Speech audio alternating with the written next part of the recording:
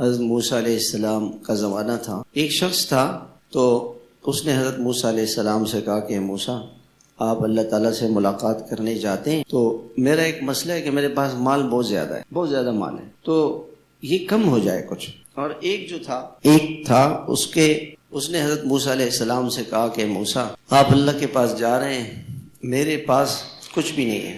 اور اس نے جو ہے وہ پتوں سے اپنے جسم کو چھپایا ہوا تھا، پتے درخت کے لے کے اپنے جسم کو، اس سے کپڑے بھی نہیں، کم از کم اللہ تعالیٰ کپڑے ہی دے دے، چلو جی اور کچھ نہ ہو کپڑے تو پہنو. حضرت موسیٰ علیہ السلام اللہ تعالیٰ کے دربار میں حاضر ہوئے اور عرض کیا کہ یا اللہ ایک بندے نے کہا ہے کہ میرا مال کم ہو جائے. اللہ تعالیٰ نے فرمایا کہ وہ میرا شکر گزار بندہ ہے، میری نعمتوں کا شکر ادا کرتا ہے، اس لیے میں نعمتیں بڑھا دیتا ہوں. وہ ناشکری کرے، ناشکری شروع کر دے نعمتیں چلی جائیں گی. ناشکری کرے تو، اور جس کے پاس کچھ بھی نہیں تھا کہا کہ اس کو بھی کہہ دو وہ شکر ادا کرے، وہ ناشکری کرے مال چلا جائے گا.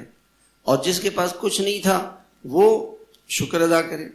حضرت موسیٰ علیہ السلام واپس آ گئے اور اس آدمی سے کہا کہ بھائی تم اللہ تعالیٰ کی نعمتوں کی ناشکری کرو. میں ناشکری کیوں کروں؟ اور شکر ادا کیا. اللہم لک الحمد ولک الشکر، اللہم لک الحمد ولک، اللہ آپ کا شکر ہے، اللہ آپ کا شکر. اس کی نعمتیں اور بڑھ گئی. اور جس شخص کے پاس کپڑے نہیں تھے اس کے پاس آئے، کہا اللہ تعالیٰ نے یوں فرمایا کہ بھائی شکر ادا کرو. انہوں نے کہا کس چیز پہ شکر ادا کروں؟ کچھ ہے تو شکر ادا کروں. ہوا چلی تو وہ پتے ہی اڑ گئے، وہ بھی چلے گئے. ناشکری ایسی چیز.